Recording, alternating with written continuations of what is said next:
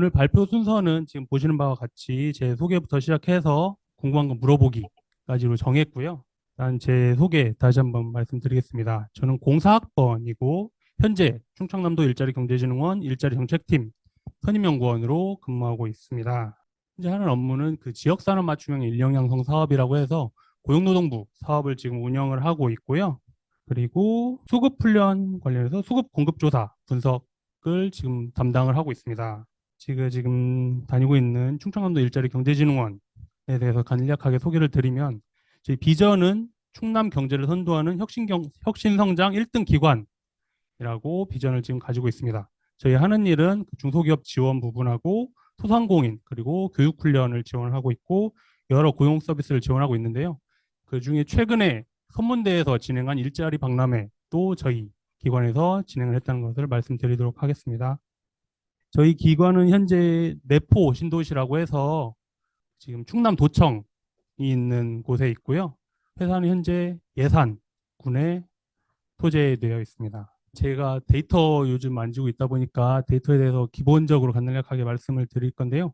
저희 전국에는 저희 작년 기준으로 426개의 대학교가 있고 충남에는 24개 대학교가 있다고 하더라고요. 그중에 충남에서는 그 24개 가운데 현재 여러분이 있는 천안에는 7개 대학이 현재 천안에 소재해 있다고 합니다. 지금 충남에서는 작년에 3만 4천여 명이 졸업을 했고 그리고 현재 재적 학생 수는 7만 2천여 명 정도가 되는데요. 여러분은 그 중에 한 분이라고 생각하시면 될 것 같습니다.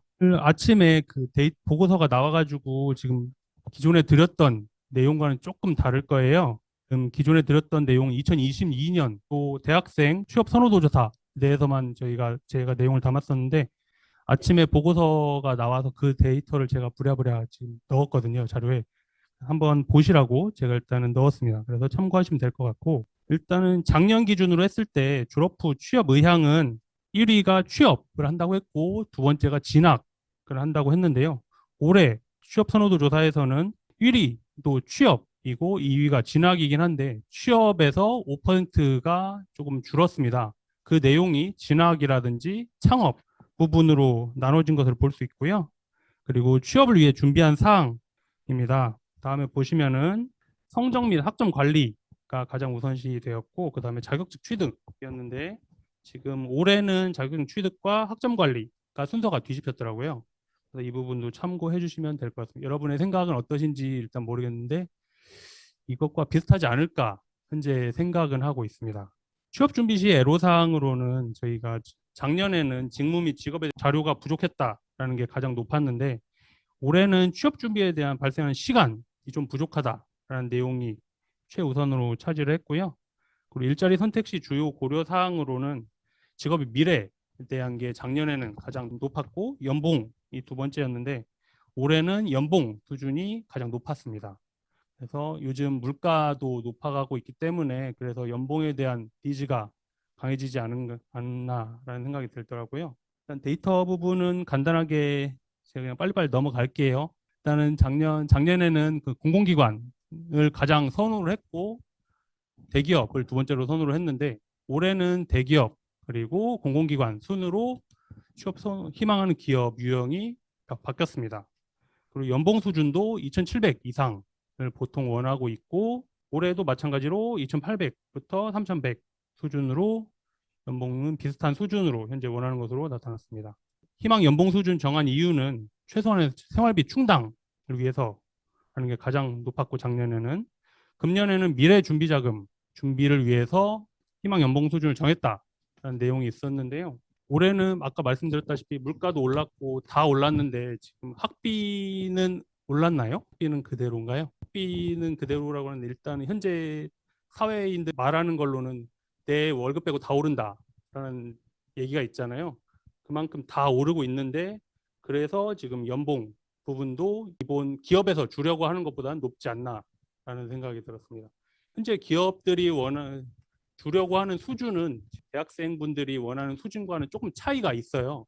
기업에서는 최저임금 수준으로 주려고 하더라고요. 2,400 정도부터 시작하는 걸로. 아예 완전 경력 없는 분들 위주로 그렇게 진행을 하려고 하고 있는데 구직자들은 그거보단 더 받으려고 하니까 내가 대학까지 나와서 이 돈 받고 해야겠냐 그런 부분이 있는데 그래서 그 부분이 지금 갭이 메워지질 않고 있거든요. 기업하고 구직자분들하고 그 간격을 줄이기 위해서 저희가 어떤 방안을 마련할지 현재 계속 충남도와 고민하고 있는 내용입니다. 기업인들에게 지원금을 주면 구직자들에게 임금을 더 줄 수 있냐 이런 내용도 문의를 하고 연구를 하고 있는데 기업은 지원금만 받고 여러분들에게 그 지원금까지 포함해서 연봉을 지급해주지 않는 기업들도 있더라고요. 기업에 드렸던 지원금은 그냥 기업에서 그냥 갖고 원래 주던 급여만 주는 기업들도 있어서 그런 급여 수준을 좀 높이는 방안에 대해서 도도 그렇고 가장 제일 크게는 나라에서 일단은 노력을 해야 되지 않을까 싶습니다. 근데 이게 개인적인 영역이기 때문에 쉽지는 않더라고요. 그래서 그 부분을 어떻게 좀 더 파악을 해야 될지 저희도 계속 고민하고 지원할 수 있는 부분을 지원할 수 있도록 하겠습니다. 다음 취업 희망 지역인데요. 작년에는 충남이 선호가 가장 높았는데 올해는 경기가 가장 높았고 서울 순이더라고요. 경기는 요즘 일자리가 많다는 뭐 동탄이라든지 판교, 평택 부분에 일자리가 많아서 그 부분을 선호하는 걸로 파악이 됐습니다. 제 때도 마찬가지였는데 제 때도 여기 충남에 사시는 분들하고 서울 경기에 사시는 분들하고는 서울 경기에 사시는 분들이 더 많았어요. 제 동기들도. 근데 여러분들은 어떨지 모르겠는데 지금 여러분들도 지금 충남에 사시는 분들 계신가요? 거주하시는 분들? 서울 경기에 사시는 분들이 더 많으시죠. 네. 제 때도 지금과 같은 상황이었거든요. 그래서 지금처럼 거주지 근처에서 직장을 구하는 것을 원하는 분들이 많았습니다. 지금 여러분들도 다시 대학을 졸업을 하고 다시 원래 사시는 서울 경기 쪽에서 직장을 구하시지 않을까 생각이 드는데 지금 충남에 사시는 분들은 충남에서 근무를 하기를 또 원하시는 분들도 많으시고 아까 말씀드렸던 타 지역으로 나가면 생활비가 많이 들고 거주비가 많이 들기 때문에 그 부분을 좀 줄이고자 하는 생각에서 집과 가까운 곳에서 취업하기를 원한다고 합니다. 직업교육을 받을 의향에 대해서 저희가 조사를 했는데 작년에는 안 받아도 된다라는 비율이 더 높았는데 올해는 받아야 된다라는 비율이 더 높더라고요. 이제 기본 학교 교육만으로는 좀 안 되고 조금 더 직업 교육을 받아서라도 내가 취업을 하고 싶다라는 풍토가 조금 퍼진 것 같습니다. 교육 수강 시 희망 분야는 작년에는 영업 판매가 제일 많았는데 올해는 지금 데이터상 보건 의료 쪽이 제일 많아요. 근데 이 부분이 올해 응답한 학생들 중에서 보건 의료 계열이 가장 많아가지고 아직 데이터 보정이 안 된 상황이어서 보건 의료가 제일 많은 부분이고 컴퓨터, 어학 순으로 현재 교육을 희망하는 분들이 많았다고 할 수 있겠습니다. 이어서 그 지방 공공기관인이 되고 싶다면 부분을 제가 일단 썼는데요. 가장 중요한 클린아이 자플러스라는 사이트가 있습니다. 여기에는 전국의 지방 공공기업, 공공기관 관련 기업명이라든지 채용 정보가 다 들어있거든요. 여기 보시면 충남에는 36개의 지방 공기업이 있고 67개의 지방 출자 출연기관이 토지에 있습니다. 그만큼 많이 있는데 여러분들이 모르시는 기관들이 많으실 거예요. 여기 보시면 지방 공기업은 뭐 아산시 시설관리공단, 천안시 상수도 같은 게 있는데 이 부분은 아산시와 천안시에서 직접 돈을 다 대고 그 기업을 만든 거라고 보시면 되거든요. 지방 출자 출연 기관은 그 도나 천안시, 아산시에서 돈을 일부 대고 사업체를 꾸려가게끔 지원을 해주는 부분인데 제가 지금 속한 일자리경제진흥원은 지방 출자 출연기관에 속해 있습니다.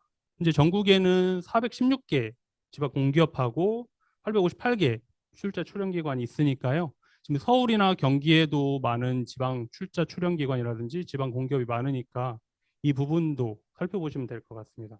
이어서는 온라인 정보에 대해서 말씀드릴 건데요.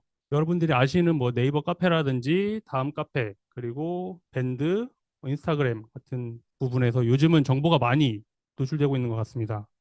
그리고 지역마다 공공기관이 통합 채용하는 지방이 많이 있더라고요. 만약에 15개 기관이 통합 채용을 해서 한 개 기관만 내가 지원을 할 수 있다. 이렇게 자격 제한을 거는 지역도 있습니다. 대전이 지지난달인가 지금 통합 채용을 했는데 한 개 기관만 본인이 신청하게끔 했더라고요. 대전 같은 경우는 그 거주 기간, 그 해당 지역에서 거주 기간이 1년 이상 뭐 근무를 했으면 지원이 가능하다. 이런 부분도 있기 때문에 그 공공기관 쪽으로 취업을 하고 싶다 하시면 그거를 옮기는 것도 고려해 볼 만하다라는 것도 한번 고민해 볼 수 있겠습니다. 그리고 대학 내 취업 정보 활용 부분인데요. 여기에도 대학 일자리 플러스 센터가 있는 것으로 제가 알고 있는데 이 부분을 많이 활용을 했으면 좋겠거든요. 이 부분이 가장 취업 정보가 많이 오는 곳이고 가장 쉽게, 가장 편하게 이용해야 하는 공간이라고 생각을 하고 있습니다. 저도 대학 때 도서관은 매일 다녔는데 제가 공부를 하면서 다녔던 건 아니고 학기 중엔 제가 근로장학생을 계속 했거든요. 1학년 빼고 2, 3, 4학년 6학기 동안 계속 도서관 근로장학생을 했어요. 그러면서 사서 선생님이라든지 도서관에서 일하신 분들한테 정보도 듣고 그런 기회를 많이 얻을 수 있기 때문에 일단 대학 일자리 플러스 센터 가장 이용하시는 게 좋을 것 같고 학과 사무실에도 많은 정보 포스터라든지 취업 정보라든지 설명회 자료가 많이 올 거예요. 어느 기관에서 설명회를 하니까 참여하실 분은 참여하세요라든지 그런 부분도 있으니까 학과 사무실도 활용을 해서 그쪽도 많이 친해지면 좋겠다라고 생각을 합니다. 조교 선생님하고 친해지신 분들도 계시겠지만 안 친해지신 분들이라도 이번 기회에 조교 선생님하고 친해지셔서 정보 많이 얻을 수 있으면 얻어가는 게 나으니까요.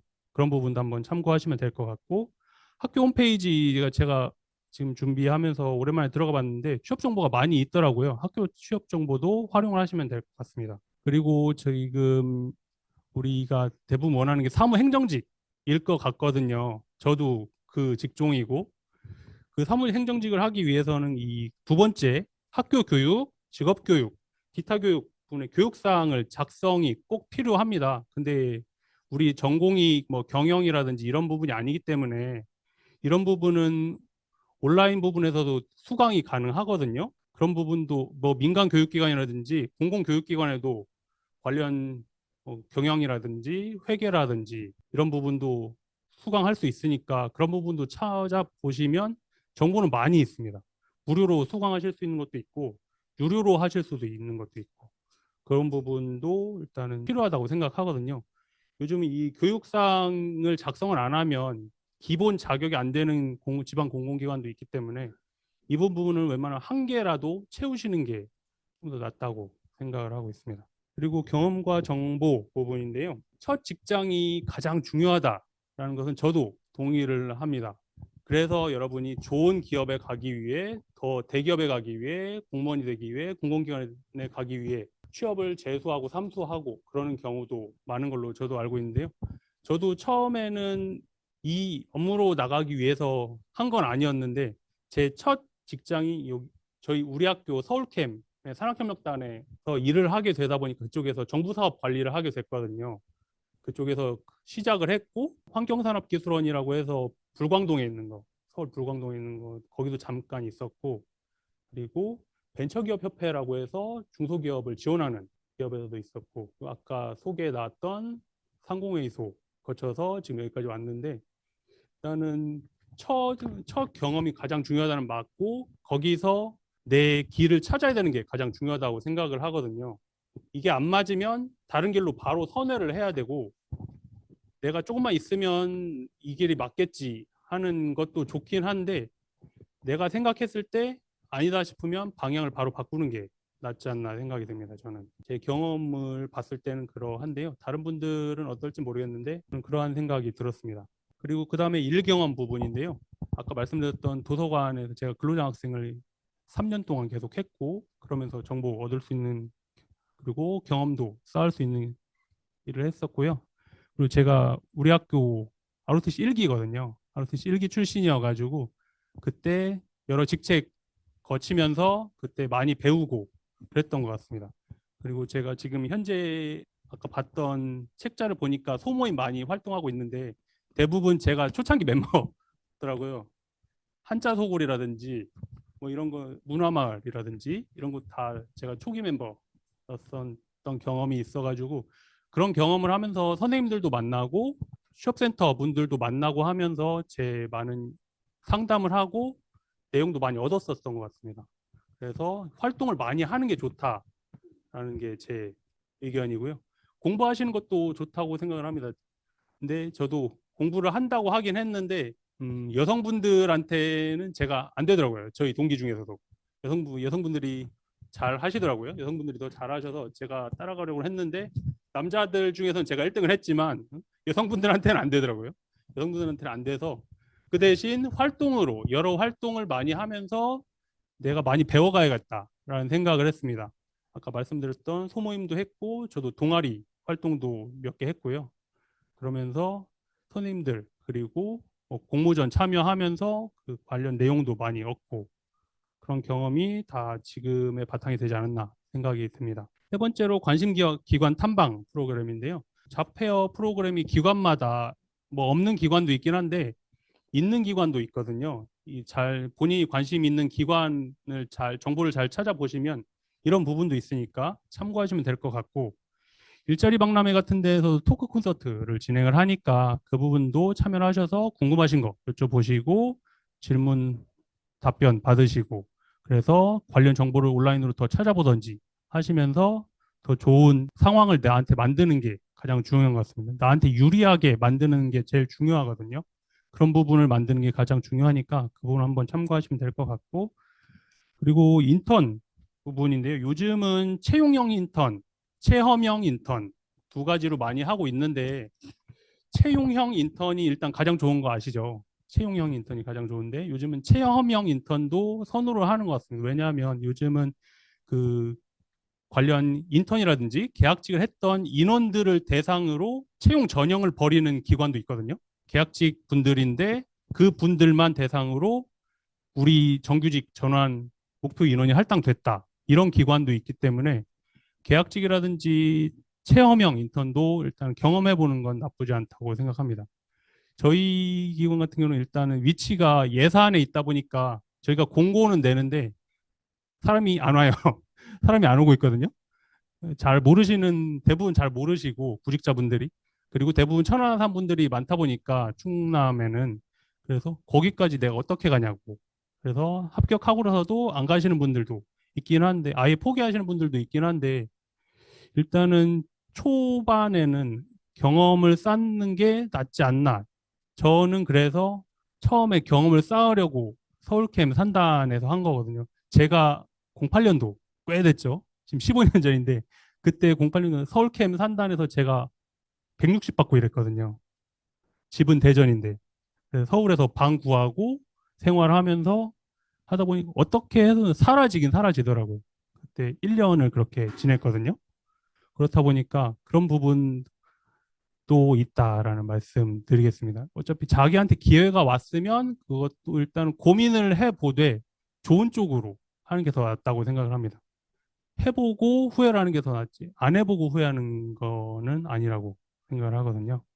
그래서 그 부분도 참고를 해주시면 될 것 같고 또 면접이라든지 자소서 부분도 중요하다고 생각합니다. 요즘은 자소서 부분이 조금 쉽게 일정 자격만 되면 면접이라든지 시험에서 판가름 나는 경우가 많으니까 자소서를 대충 쓰는 경우가 많은데 대충 쓰더라도 기본 요건만 맞춰서 쓰시면 되니까 그 기본 요건을 잘 확인하신 다음에 NCS 부분을 공부를 하셔야 될 것 같습니다.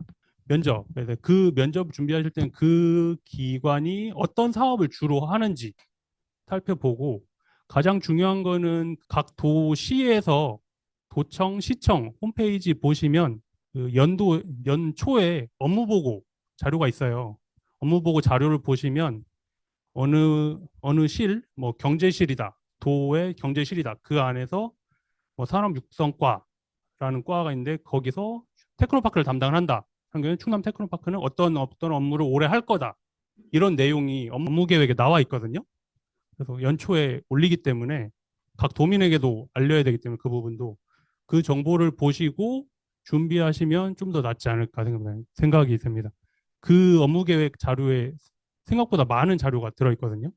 그 기관이 올해 어떤 업무를 중점적으로 할지에 대해서 나와 있기 때문에 그 부분을 한번 살펴보시면 좋을 것 같습니다.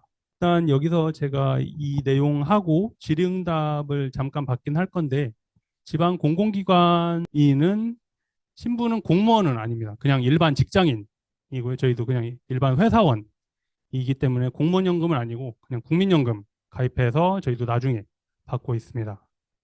그래서 정년까지 근무 가능한데 법인이 해산되지 않는 한은 정년까지 계속 갈 겁니다.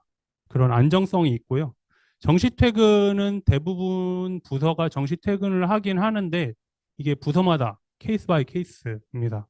바쁜 부서는 바쁘고 그리고 바쁜 시기에는 바쁘고 평이할 때는 평이하고 그렇기 때문에 그런 부분도 확인하시면 될 것 같고 기본 초임 연봉은 아까 말씀드렸던 대로 높지는 않습니다. 공공기관이 다 도에 돈을 지원받아서 인건비로 충당을 하고 정부 사업을 따와서 그 사업비로 인건비가 측정이 되기 때문에 기본 연봉은 높진 않아요. 초임 연봉은 높진 않고 경력이 일부 차면 승진을 한 단계 정도 하면은 승진 가산금이라든지 다른 수당도 붙는 경우도 있으니까 이런 부분도 참고하시면 될 것 같고 이게 수당 같은 거는 기관마다 차이가 있는데요. 저희 기관 같은 경우는 뭐 직급 수당이라는 게 있고 식대, 기본 식대가 있고 교통비가 있고 초과 근무를 하면 초과 근무 수당이 따로 있습니다. 초과 근무가 한 달에 몇 시간까지 한다라는 게 그게 기관에서 정해져 있는데 저희는 20시간까지 한 달에 20시간까지 초과 근무를 할 수 있다라는 걸로 해서 초과 근무 수당이 있는데 저희 정규 시간은 9 to 6여서 9시에 출근해서 6시에 퇴근하는 걸로 진행이 되고 그래서 6시 이후에 근무하시는 거는 초과 근무가 되는 겁니다. 시간 외 근무, 정규 시간 외 근무다라고 해서 초과 근무가 되는 거고요. 그리고 나중에 연차 수당이라고 해서 1년에 쉽게 말하면 휴식일이 뭐 16일이 있는데 기본 10일까지 쓰고 6일이 남는다 하면은 6일은 돈으로 돌려줍니다. 돈으로 돌려주는 연차 수당이 있고 현재는 그 정도 있는 것 같아요.